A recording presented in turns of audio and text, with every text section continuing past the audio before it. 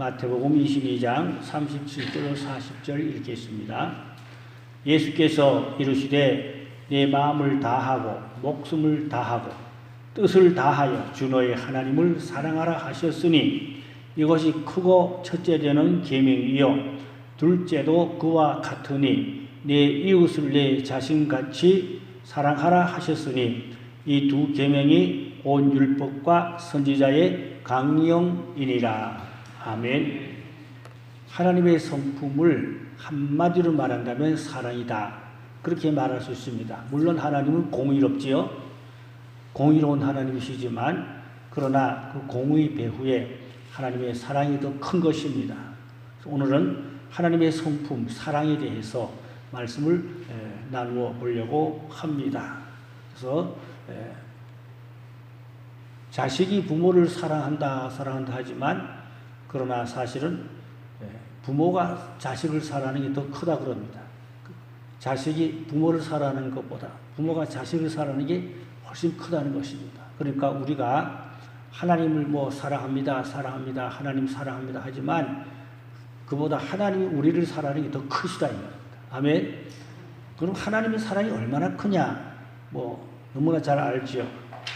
에덴 동산에서 아담이 선악과를 먹고 난 후에 빨가벗은 것을 알게 되어 부끄러우니까 나무 이빨로 치마를 만들어 입고 숨어 있었지요.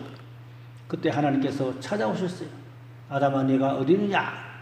몰라서 물었겠습니까? 다 알고 계신 하나님께서 아담을 찾아오신 것은 아담을 구원하시려고 찾아오신 줄로 믿으시기 바랍니다. 한마디로 하나님이 아담을 사랑하시기 때문에 선악과를 먹고 좀 타락하고 잘못됐는데 뻘거벗었는데 찾아오셔서 구원해 주시려고 하나님이 아담을 찾아오신 거예요. 내가 어디 있느냐. 그러니까 하나님이 아담 보고 내가 어디 있느냐 하신 것은 오늘날 우리들에게 저와 여러분에게 내가 어디 있느냐 물으시고 찾으시는 줄로 믿으시기 바랍니다. 그래서 하나님이 아담에게 가죽옷을 만들어 입혀주셨지요. 그 무화과 나무 잎은 그 뜨거운 데서 하루 못 입는다. 하루도 못 입고 시들어져서 못 쓰게 된다 이 말이죠. 그러면 날마다 옷만 만들고 나무 잎으로 날마다 옷만 만들어야 되겠지요. 인생을 그 나무 잎으로 옷 만드는 데만 인생을 다 낭비하고 투자할 수는 없잖아요. 그래서 하나님이 가죽옷을 입혀주셨어요. 그 가죽옷은 어린 양의 가죽으로 예수님의 사랑과 구속의 은혜를 입힌 그 옷으로 그렇게 구속사에서 말씀을 하고 있습니다.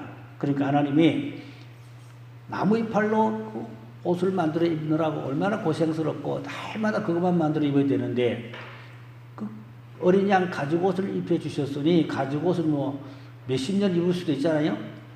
엄청 오래오래 입어도 되거든요. 그것은 또 그 양을 잡을 때는 피를 흘려야 되잖아요. 그것은 어린 양 예수 그리스도 보혈의 은총으로 구원해 주시는 하나님의 구원의 표가 아담의 이 가죽옷에 입혀져 있는 줄로 믿으시기 바랍니다. 그러니까 하나님이 아담을 사랑하여서 구원하시려고 찾아오셔서 그 좋은 가죽옷을 만들어 입혀 주신 줄로 믿습니다. 신구약 성경 중에 제일 좋은 성경 구절이 있다면 어디겠어요? 요한복음 3장 16절이죠. 하나님이 세상을 이처럼 사랑하사 독생자를 주셨으니 이는 그를 믿는 자마다 멸망하지 않고 영생을 얻게 하려 하심이라. 신구약 성경 중에 제일 좋은 성경 구절이 요한복음 3장 16절입니다. 성경의 가장 핵심되는 내용은 바로 하나님의 사랑이라는 그것을 의미하고 있습니다. 이스라엘 백성들에게 주신 율법이 613가지가 있는데요. 그 가운데 하라는 계명은 248가지가 있고 하지 말라는 율법은 365가지가 있어요. 1년이 며칠입니까? 365일이죠. 날마다 하지 말라는 것은 뭐요? 선악과를 먹지 말라. 죄를 짓지 말라. 그런 말씀이지요. 그래서 우리는 날마다 죄를 지으면 안 된다. 선악과를 먹으면 안 된다. 그런 말씀이에요. 1년이 365일이잖아요. 아담부터 모세까지가 248대라고 그럽니다. 248대. 전 역사를 초월하여서 하나님은 이제 이스라엘 민족에게 물론 모세 때는 율법을 주셨고 또 신약에 와서는 예수님의 십자가의 복음을 주셨는데 이 율법도 사실은 그 의미는 사랑인 것입니다. 물론 공의가 큰 것 같이 보이지만 궁극적으로 하나님의 크신 사랑이 그 율법 안에 담겨져 있습니다. 그래서 예수님이 오셔서 뭐라고 하니까 율법을 폐하러 오신 것이 아니고 예수님은 율법을 완성시키러 오셨다 그랬어요. 그러니까 사랑을 하면 율법이 다 지켜지는 것이다. 사랑만 하면 율법 안에 율법이 다 완성되는 것이다. 예수님이 사랑으로 이 땅에 오셔서 사랑으로 그 모든 율법을 다 완성시켰다. 그런 말씀이 되겠습니다. 신명기 6장 5절에 보니까 너는 마음을 다하고 뜻을 다하고 힘을 다하여 네 하나님 여호와를 사랑하라. 그래서 마음과 뜻과 힘을 다해서 하나님을 사랑하라. 그러면 사랑은 크게 말하면 두 가지인데 하나님 사랑과 이웃 사랑입니다. 십자가가 어떻게 되어 있어요? 십자가가 이렇게 되어 있는 것은 이렇게 종으로 된 십자가는 하나님 사랑이고 횡으로 된 것은 이웃 사랑이거든요. 그러니까 십자가는 한마디로 하나님 사랑과 이웃 사랑, 율법과 모든 계명이 전부 다 하나님 사랑과 이웃 사랑 그 안에 다 들어있다 이 말입니다. 그러니까 율법을 그 복잡하게 어렵고 다 지키기가 얼마나 힘들겠어요? 그 율법을 다 지키고 올바른 사람은 없죠 사실은. 그러나 사랑하면 사랑 안에서 율법이 다 이루어지고 다 완성되고 사랑 안에 율법이 다 조화가 되고 사랑하면 그 안에 모든 것이 다 이루어지게 되는 줄로 믿습니다. 근데 교회에서도 잘못하면 뭐 법이요 뭐 총회 뭐 연회 들어가면 법이요 물론 법이 있어야 돼요. 법은 뭐 나쁜 사람을 위해서 그 법이 필요하지만 더 중요한 건 사랑으로 그것을 얼마나 감싸할 수 있느냐, 사랑으로 얼마나 덮을 수 있느냐, 사랑으로 얼마나 그것을 잘 용납할 수 있느냐, 이것이 더 큰 것입니다.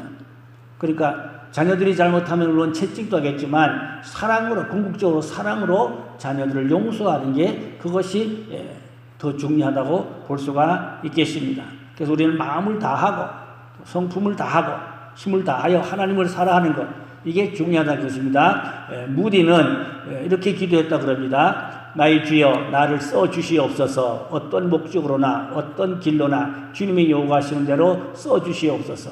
여기에 빈 마음을 빈 그릇이 있사오니 주님 은혜로 채워주시옵소서. 그러니까 무디는 자기를 하나님이 써달라고 내 마음을 비웠으니 하나님의 사랑으로 나를 사용하여 달라. 그렇게 무디가 기도를 드렸던 것입니다. 그러면 첫째로 사랑은 율법의 완성이라고 성경은 말씀하고 있습니다. 로마서 13장 8절 말씀에 보면은 피차 사랑의 빚 외에는 아무에게도 빚을 지지 말라. 남을 사랑하는 자는 율법을 다 이루었느니라. 사랑의 빚 외에는 빚을 지지 말라 이 말입니다. 사랑의 빚 외에는 빚을 지지 말라. 남을 사랑하는 자는 율법을 다 이룬 것이다. 그렇게 말씀하고 있죠. 로마서 13장 10절에도 사랑은 이웃에게 악을 행하지 아니하나니 그러므로 사랑은 율법의 완성이라.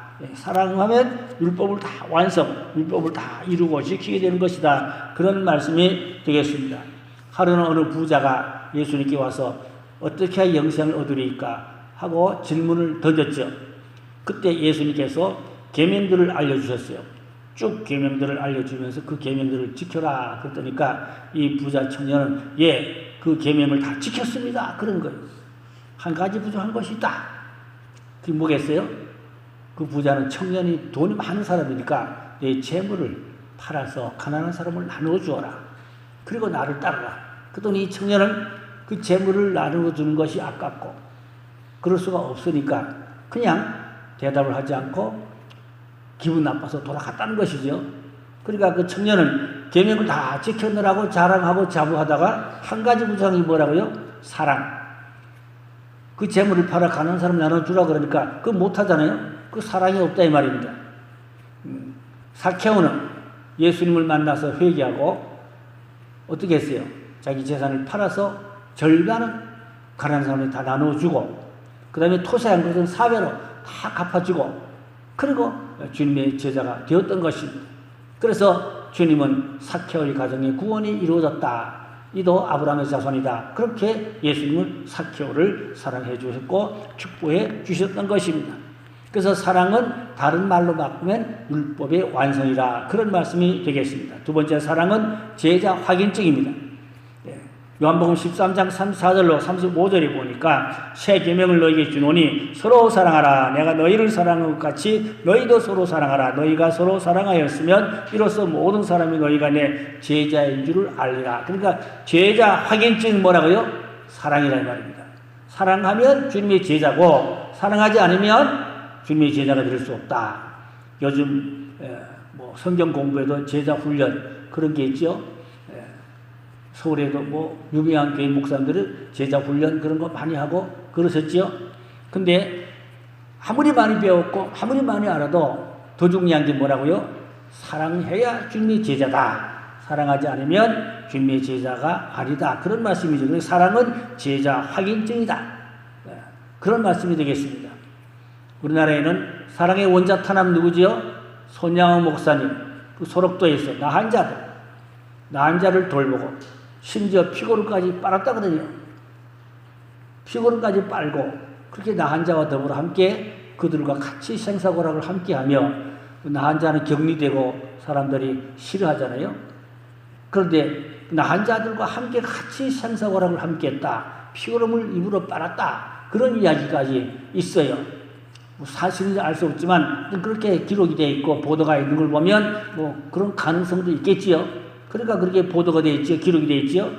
아무쪼록 나한 자들의 그 참 비참한 피고름을 입으로 빨을 정도로 그렇게 손양호 목사님은 성자라는 성품을 받았어요. 사랑의 원자탄 성자라는 성품을 인정받은 그러한 우리나라에서 참 보배로운 훌륭한 하나님의 종이었던 것입니다.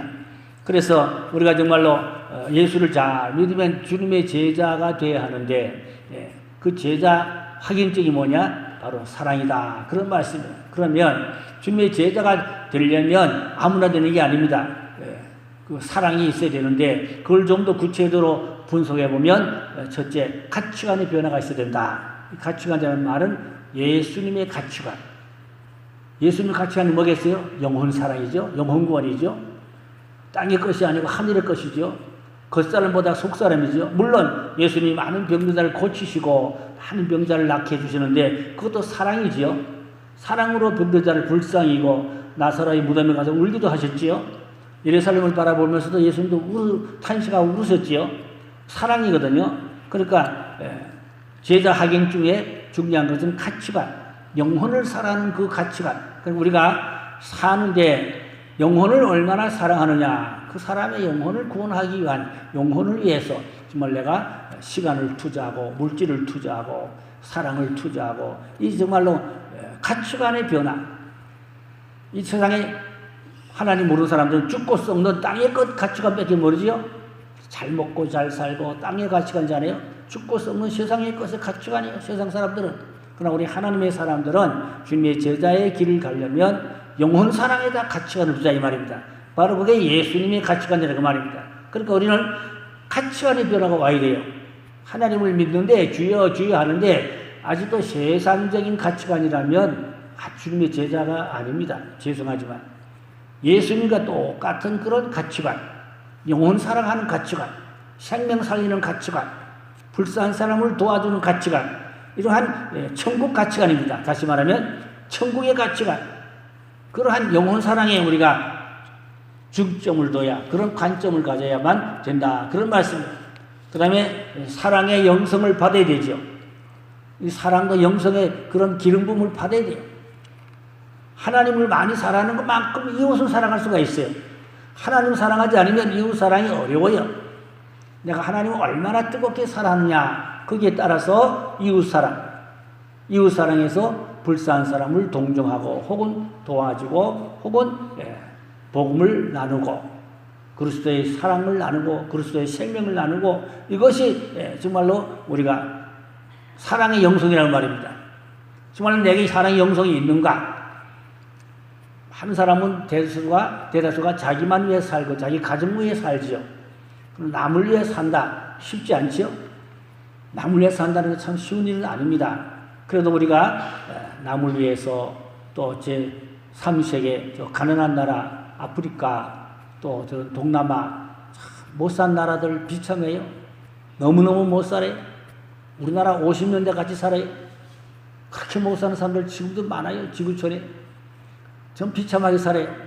그럼 우리가 좀 그런 데다 관심을 가진다면 그래서 선교헌금도 하게 되고 구제헌금도 하게 되고 그래서 그들에게 적더라도 그래도 그들에게 보탬이 되고 도움이 되도록 그렇게 우리가 살아가는 그것이 사랑의 영성이라고 말입니다. 하나님을 내가 사랑하는 것만큼 이웃사랑이라고 그랬지요. 그 고리된 붐 여사라는 사람이 있는데 이가 독일에서 복음을 전하다가 붙잡혀가지고 감옥에 들어갔는데 글쎄 옷을 한 개도 안 입히고 실로라기 하나 안 입히고 빨가벗기 가지고 많은 사람한테 수치와 부끄러움을 시키고 뿐만 아니라 남자들의 감옥에다 집어쳐넣었다는 거예요. 그러니까 얼마나 거기서 욕을 당했겠어요. 근데 어떻게 세월이 흐르고 정치가 바뀌고 그래서 평생 감옥에 살은 아니고 그래도 석방된 좋은 날이 있어서 나중에 강단에서 간증을 하게 됐어요. 간증 집회를 자기가 살아온 걸어온 신앙생활 또 감옥생활 이런 것을 간증을 했는데 글쎄 놀라운 일은 자기를 발가벗겨서 감옥에다 집어쳐넣던 그 사람이 거기 앉아있는 거예요. 거기 앉아있는 거예요. 근데 끝나고 나서 악수를 하는데 하나님 나는 눈에 흙이 들어가도 저 사람 난 용서할 수 없어요. 난 저 사람 사랑할 수 없어요. 저 사람이 나를 얼마나 괴롭힌지 모릅니다. 그랬더니 주님께서 용서하라. 내가 너를 위해 십자가에 죽지 않았느냐. 내가 너를 위해 십자가에 죽지 않았더냐. 그러니까 너도 용서하라. 그래서 어쩔 수 없이 주의 음성을 듣고 손을 내밀어서 그 사람을 용서했다. 이런 기록이 있습니다. 쉬운 일은 물론 아닙니다. 어려운 일입니다. 신앙이 아니고는 믿음이 아니고는 그게 쉬운 일이 아니지요. 그 다음에 참 사랑은 십자가 사랑이죠.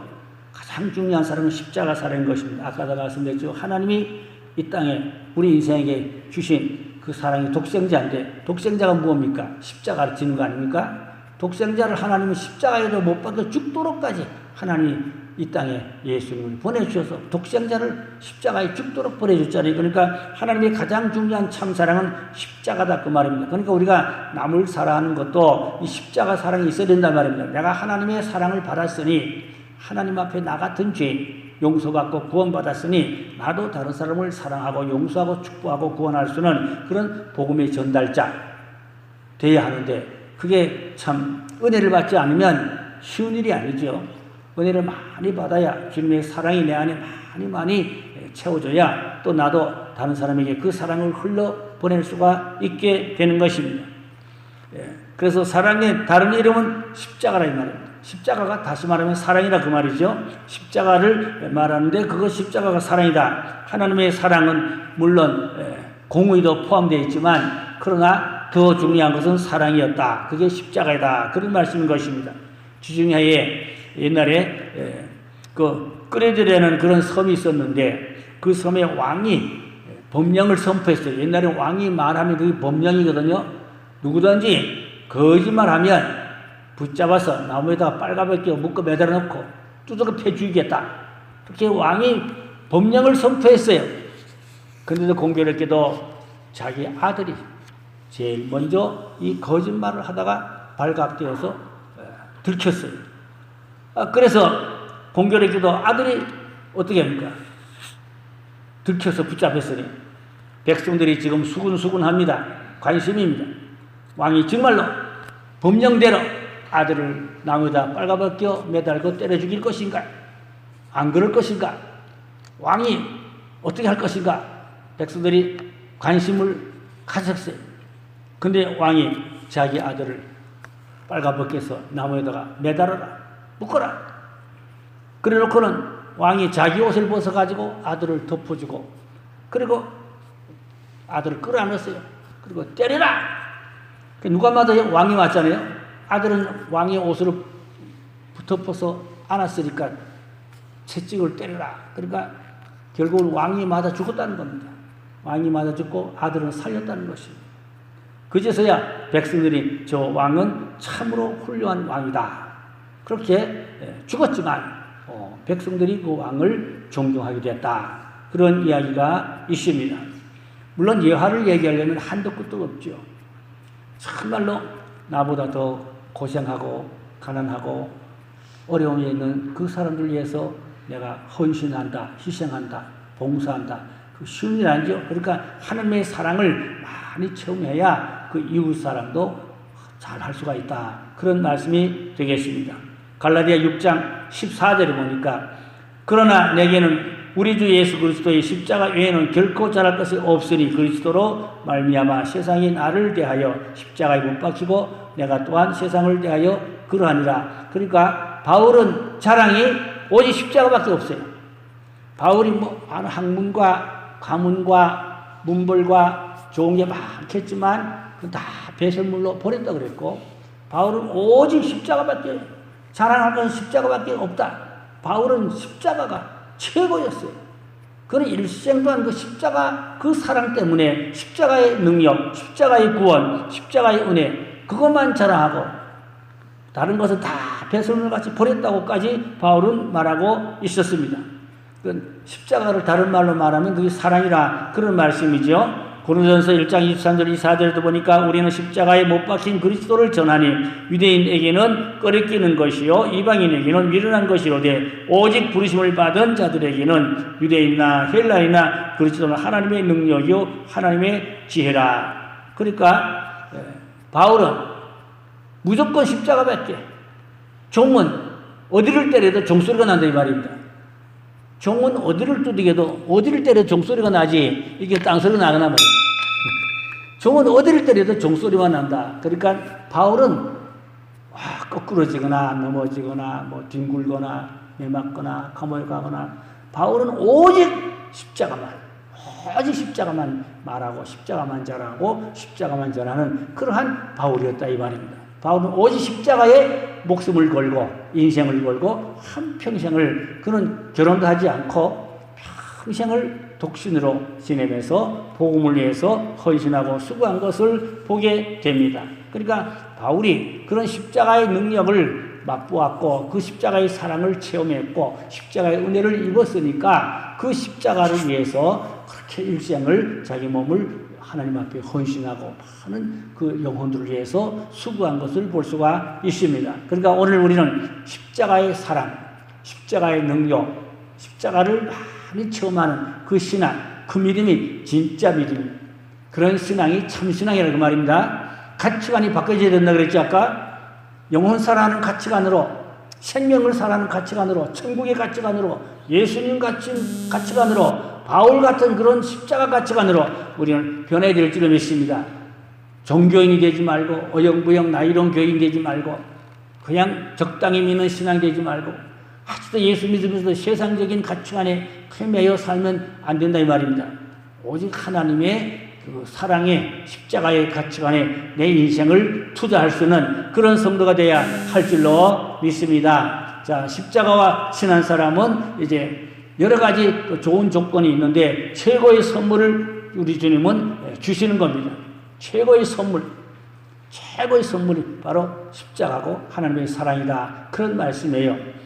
선물 중에 선물은 십자가 사랑. 하나님이 우리에게 독생자 아들을 보내주신 최고의 선물, 그 사랑, 그이란 말입니다. 잠언 18장 16절에 보니까 사람의 선물은 그의 길을 넓게 하며 또 존귀한 자 앞으로 그를 인도하느니라. 최고의 선물은 그 인생길을 밝혀준다. 존귀하게 한다. 그 앞길을 축복해준다. 그런 말씀. 그러니까 하나님 우리에게 최고의 선물을 주었는데 그 선물이 뭐라고요? 십자가다. 바로 독생자 예수입니다. 그런 말씀이 되겠습니다. 선물은 그 사람의 인생을 앞길을 밝혀주고 그 사람의 축복해주는 좋은 이제 그런 사랑의 증거다. 그런 말씀입니다. 그 갈라디아 5장에 성령의 열매 9가지가 나오죠. 그 가운데 첫째가 뭡니까? 사랑이거든요. 9가지 열매 중에 제일 먼저가 사랑이에요. 그 성령의 열매 중에 첫 번째가 사랑인데 하나님의 본질은 사랑이다. 그것이 바로 십자가다. 그럼 우리는 십자가를 어떤 사람은 액세서리를 귀에다 걸고 다니고 어떤 사람은 목에다 걸고 다니고 물론 십자가를 좋아서 사랑해서 그럼 좋지만 신앙도 없으면서 주님을 진짜 뜨겁게 사랑하지도 않으면서 신앙생활도 제대로 안 하면서 기도도 제대로 안 하면서 그냥 십자가를 액세서리로 이렇게 하고 다닌다면 안 된다 이 말입니다. 정말로 십자가를 그렇게 귀에다 걸고 목에다 걸려면 정말로 주님을 사랑하는 그런 뜨거운 신앙이 있어야 할 줄로 믿습니다. 내가 얼마나 값비싼 존재인가 마르틴 루터가 말했어요. 마르틴 루터 말해 내가 얼마나 값비싼 존재인가. 예수님이 나를 위해 죽으셨다. 예수님이 나를 위해 죽으셨다. 그러니까 나는 값비싼 존재다. 예. 여러분 예수님 나를 위해 죽으신 걸 믿으십니까? 그러면 내가 시시한 사람이 아니라 말이죠. 예수님이 하늘 보좌에서 이 땅에 오셔가지고 십자가를 지고 나를 위해 죽으셨다. 그러면 그 은혜를 그 감격을 어떻게 시시하게 여기냐 말입니다. 그게 보통 일입니까? 그러면 주님이 나를 위해서 목숨을 버리셨는데 하나님은 나를 위해서 독생자를 이 땅에 보내셨는데 그러면 우리는 그 은혜를 값싸게 여겨야 되겠냐 말입니까? 십자가의 은혜를 독생자의 은혜를 싸구려로 여기면 되나 이 말입니다. 값지게 그게 누가 한 말이라고요? 마르틴 루터가 한 말인 것입니다. 가장 값진 은혜는 십자가다. 가장 값진 선물은 십자가다. 가장 귀하고 귀한 것은 십자가다. 하나님이 나를 위해서 독생자를 보내주셨고 나를 위해서 십자가에 죽게 하셨다. 그 말인 것입니다. 고린도서 1장 18절에 십자가의 도가 멸망하는 자들에게는 미련한 것이로되 구원을 받는 자에게는 하나님의 능력이됨이라 했어요. 인간의 가장 귀중한 것은 생명구원인 것입니다. 영원한 생명. 이 땅의 인생으로 태어났다가 지옥으로 간다면 차라리 태어나지 않았더라면 좋을 뻔했도다. 예수님도 가늠유다 보고 한 말씀이지요. 차라리 태어나지 않았더라면 지옥은 안 갈 건데 인생으로 태어났으면 반드시 천국으로 가야 할 줄을 믿습니다. 근데 천국으로 가지 못하고 지옥으로 간 사람이 더 많으니까 그게 걱정이죠. 어떻게든 간에 이 땅으로 우리가 인생으로 태어났으면 바르게 살고 바르게 믿고 그래서 우리가 다 천국으로 하나님 나라로 가야 할 줄로 믿습니다. 그런데 그렇지 못한 사람들이 너무 많다 이 말입니다. 신앙생활에도 미지근하게 적당히 대충 신앙생활 사람들도 꽤 들어있다 이 말입니다. 그러니까 우리가 정말로 신앙생활을 잘해야 될 줄로 믿습니다. 십자가의 사랑을 그 은혜를 아는 사람일수록 열심으로 이웃사랑하고 복음을 위해서 희생하고 헌신하고 수고하고 그런 믿음의 생활을 해야 한다 그 말입니다. 십자가의 사랑이 정말로 내 가슴에 뜨겁게 와하는 사람은 바울같이 아까 말한 마르틴 루터와 같이 많은 사람에서 인생을 불태우며 수고하는 손양원 목사님 같이 뭐 그런 거 다 얘기하려면 한두 끝도 없지요. 구약은 짐승이 인간의 죄를 짊어지고 대신 죽었어요. 그러나 수많은 짐승들이 사람을 대신 죽었어요. 구약에는. 그러나 신약에는 예수님이 단번이라고 했어요. 예수님은 단번에 우리 인류의 모든 죄를 다 담당하고 십자가를 지고 죽으셨던 것입니다. 그러면 십자가는 한마디로 뭐냐? 주는 사랑입니다. 아카페 사랑이죠. 주는 사랑. 하나님이 우리에게 독생자를 주셨잖아요. 그와 같이 주는 사랑.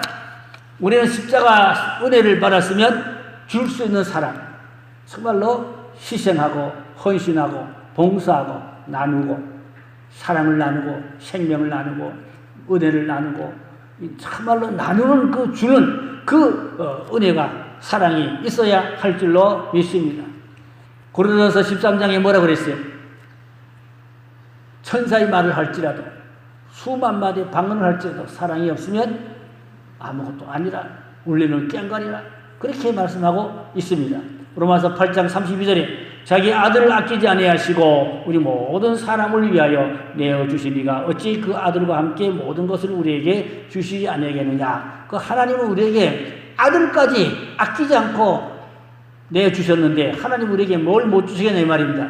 여러분 하나님이 저와 여러분을 위해서 아들을 주셨어요. 독생자를 주셨어요. 그것도 십자가에 못 박아 죽도록 주셨어요. 그런 하나님의 사랑이 저와 여러분에게 무엇을 못 주시겠느냐? 무엇을 안 들어주시겠냐? 자기 자식이면, 자기 자녀면 하나님은 반드시 좋은 것을 준비하고 좋은 것을 주시고 이루고 주신 하나님인 줄로 믿으시기 바랍니다. 하나님의 사랑을 우리가 깊이 믿고 체험하고 은혜 안에 살면은 그저 감사밖에 없죠. 하나님 감사합니다. 감사합니다. 하나님의 은혜를 감사하는 그런 신앙으로 가야 할 줄로 믿습니다. 바울은 일생을 자기 인생을 송두리째 복음을 위해서 십자가를 자랑하고 자기 인생을 투자했던 것입니다. 우리도 복음을 위해서 정말로 내 인생을 어떻게 사용하고 있는지를 한번 생각해봐야 할 줄로 믿습니다. 로마서 5장 8절 보니까 우리가 아직 죄인 되었을 때 그리스도께서 우리를 위하여 죽으심으로 하나님께서 우리에게 대한 자기의 사랑을 확증하셨느니라 그랬어요. 그 십자가를 영수증이 바로 사랑이다. 십자가 영수증 사랑이다. 그러면 우리는 그 사랑을 받았다 이미. 하나님이 그 사랑을 우리가 받았어요. 그 많은 사랑을 받았어요. 그러면 우리도 남을 사랑해야 된다 그 말이죠. 남을 미워하지 안 된다 이 말입니다. 절대로 남을 미워하지 말고 남을 사랑할 수 있는 그런 우리가 영혼 사랑, 이웃 사랑을 해야 할 줄로 믿습니다. 결론입니다. 사랑의 별명이 있어요. 율법의 완성이 사랑의 별명입니다. 율법의 완성. 그런가 하면 제자 확인증. 우리가 정말로 사랑하는 사람이면 제자로 살아가는 제자 확인증이 있어야 돼요. 그 다음에 사랑의 영수증, 십자가인 것입니다. 그래서 우리가 끝까지 주님을 자랑하고 주님을 증거하고 주님을 위해서 또 이웃을 위해서 사랑의 화신 되어야 할 줄로 믿습니다. 고린도전서 13장 13절 마지막으로 그런 점 믿음과 소망, 사랑이 세 가지는 항상 있을 것인데 그 중에 제일은 사랑이라 그랬어요. 성 프랜시스가 한 기도가 있어요. 사랑의 화신이 되어서 싸움이 있는 곳에 미움이 있는 곳에 사랑을 전달한 자가 되게 해달라. 그죠? 전쟁하고 불협화음의 평화를 성 프랜시스는 사랑의 화신으로 사랑의 기도를 하나님 나라 이 땅에 이루기 위해서 하는 영혼과 그 생명들을 사랑하고 구원하기 위해서 그렇게 기도한 것을 볼 수가 있습니다. 아무쪼록 우리가 교회도 사랑이 바글바글 끓는 게 이런 말이 있어요. 사랑의 온도계를 말이 있어요. 사랑의 온도계. 나에게 사랑의 온도가 몇 도냐 이 말입니다. 내려갈수록 차갑지요? 올라갈수록 뜨겁잖아요? 그러면 사랑의 온도가 몇 도냐 이 말이에요. 우리에는, 메르게는 사랑의 온도가 그래도 한 80도, 90도 대 올라갈수록 좋겠죠? 아멘? 사랑의 온도가 내려가면 내려갈수록 쌀쌀하다. 배가 쌀쌀 맞고 차갑고 그 은혜가 없다 얘기죠?